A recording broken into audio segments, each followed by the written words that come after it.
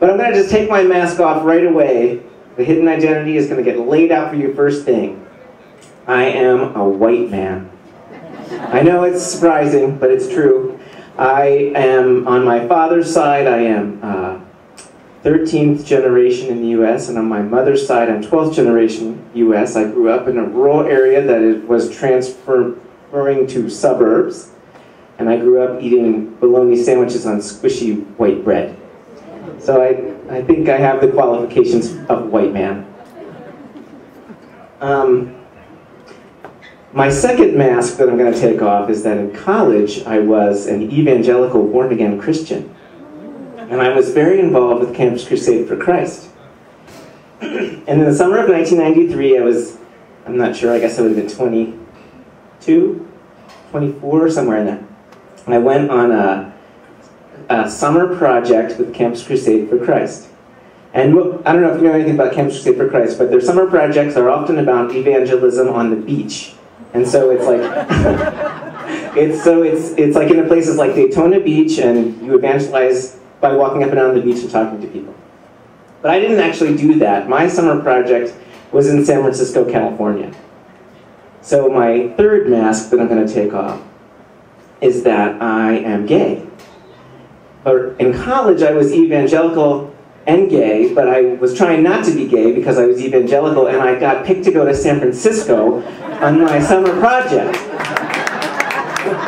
And that was really a shame. What a waste. But I went to San Francisco, and this project in San Francisco was different than the beach project. This was a project focusing on ethnicity and multiculturalism.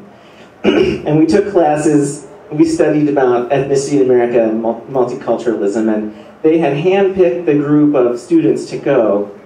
The powers of Campus Crusade for Christ had handpicked these people for maximum ethnic diversity, and it was really super diverse. And guess what I was? The white guy. Which was weird. But, you know, it is what I am, so I guess it was appropriate. And it was, you know, I learned a lot. I learned a lot. I heard a lot of amazing stories, and I realized that I realized, I think, for the first time, the kind of ignorance and privilege that I had grown up with as a white man. And I remember my roommate was Chinese American, and one day in our room together, he was from the suburbs too, he was an English major too, we were the same age, we liked the same food, we were very similar, and I said, how is it exactly that we're so different? And he told me about the kind of food they ate for dinner and how they ate it, and he told me about having to be the translator for his parents, and what that was like. And he told me about periods of U.S. history where immigration law completely banned Chinese people from immigrating to the U.S.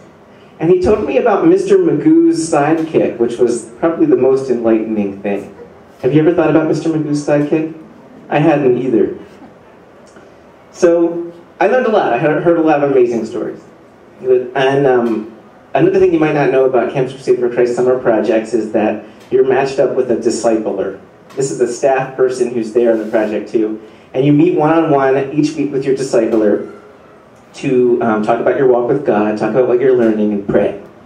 And my discipler was Derek, and he was from Washington, D.C. And he happened to be black, and he happened to have been really involved, before he converted to Christianity and joined the staff of Campus Crusade for Christ, he was very involved in the Nation of Islam. So he had a very interesting and unique perspective on this whole ethnicity, multicultural thing. And one day I asked him, what, because you know, you're in this whole thing, you bonded with these people, it's this very intense situation that's going on, and so I'm thinking about how I'm connecting to this, of course. And I asked him, do I have an ethnicity? And he said, no. And he was very definitive about it. He said, you do not have an ethnicity, and you shouldn't even be thinking about it, because the point of this project is exactly the opposite of that. You should be listening to these people and understanding where you came from based on what they're saying, not what you're thinking about and where you came from. And I was really amazed. I mean, it was really an amazing thing for someone to say. And I was really understanding that oppression existed, and I got that. And I was learning about what it means to be the white guy in that, and I was able to accept what that meant, although I was still very, very ignorant and learning a lot. But I had a hard time understanding what he meant by that I shouldn't be thinking about myself at all. That one I wasn't quite getting. So another mask. My dad's family is Mennonite and my mom's family is Amish. Don't spring up. And I grew up Mennonite. I went to a Mennonite high school, and I learned how to drive, zooming around Amish buggies. I have Amish cousins, plain dressing, Amish cousins, and took it all for granted. Not only did I take it for granted, actually, in college, I never talked about it because the Mennonites are all, socially justicey, PC, and I didn't think the evangelistic crowd I was with were really gonna think that being a Mennonite was Christian enough. So I didn't talk about that. Plus, it's kind of, the minute you say you're a Mennonite, people are like, oh, wow, did you have a TV? Did you dress funny? Did you drive a car? And it's hard to explain, so I just didn't even bother talking about that. But that was a part of my life. In high school, I went to Spain as an exchange student. This is a funny little story. My Spanish families wanted to introduce me to, other tastes of Europe, and so they asked me if I'd ever eaten German food, and I said no.